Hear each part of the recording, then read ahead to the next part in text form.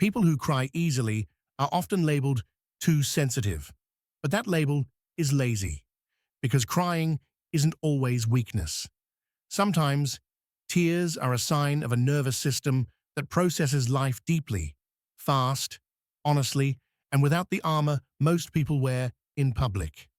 Today we're breaking down the psychology of people who cry easily, what's happening in the brain and body, why some strong people tear up faster than others, and how to turn emotional sensitivity into silent authority instead of shame.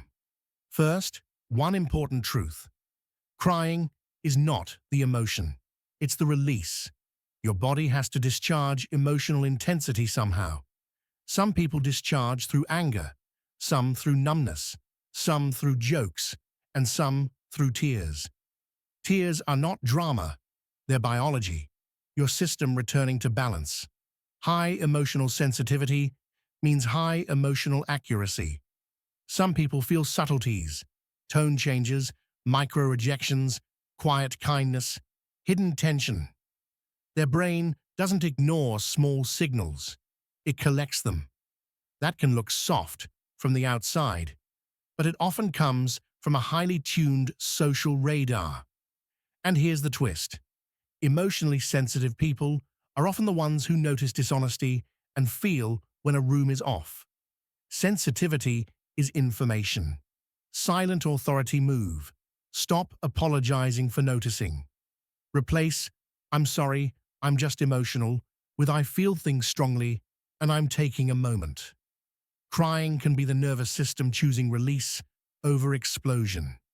When pressure builds, the body needs an exit. If you don't release, you store.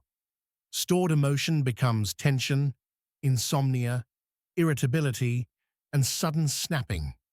Many people who cry easily are actually protecting others from their anger. Their body chooses tears because tears are safer than violence. That isn't weakness. That's regulation. Silent authority move. Respect your release. Don't suppress it to look tough. Step away. Breathe. Let it pass. Then return with clarity. The freeze response can look like tears. Not everyone fights when overwhelmed. Some freeze. When the brain detects too much stimulus, it can shut down words and turn on the body. That's why tears can appear when you're not even sad. You're overloaded. Too much noise, conflict, criticism, or pressure, and the system floods. Silent authority move, lower stimulation. One sentence, "I'm overwhelmed. I need a minute." Short, calm, no explanations. Past experiences train the tear reflex. If you grew up around unpredictability, criticism, conflict, emotional invalidation, your body may have learned that tears are the fastest signal for safety. The body repeats what once worked. That's why some adults tear up in conversations that feel small. The trigger isn't today, it's history. Silent authority move. Don't judge the reaction. Study it. Ask, what does my body think is happening right now? Naming the pattern reduces the power.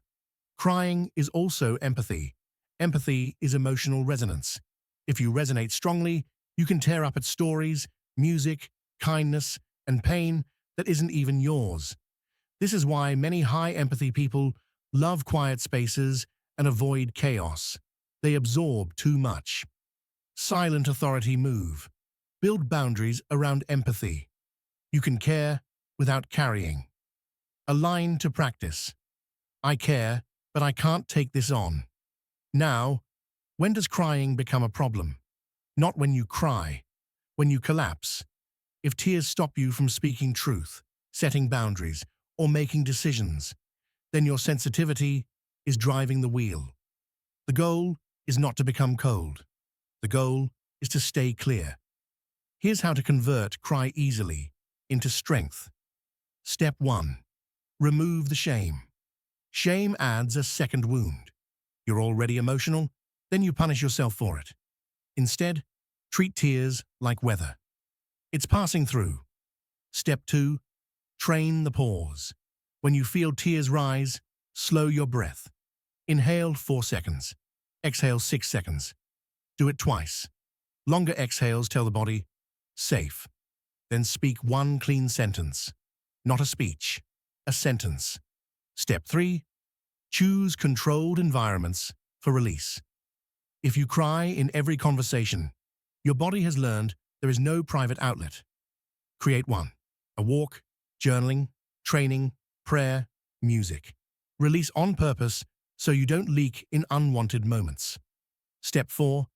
Build verbal posture. Use phrases that keep dignity even with emotion. I need a moment. I'm touched by this. This matters to me. I'm not okay, but I'm composed. Notice, no apology. And finally, remember, the Stoic lesson, strength is not the absence of emotion. Strength is the ability to experience emotion without being owned by it. A person who can feel deeply and still choose their response is harder to manipulate than someone who feels nothing. So if you cry easily, don't call yourself weak. Call yourself awake. Then do the work. Regulate, breathe, set boundaries, and speak clearly. Because silent authority isn't pretending you don't feel. It's feeling and staying steady anyway.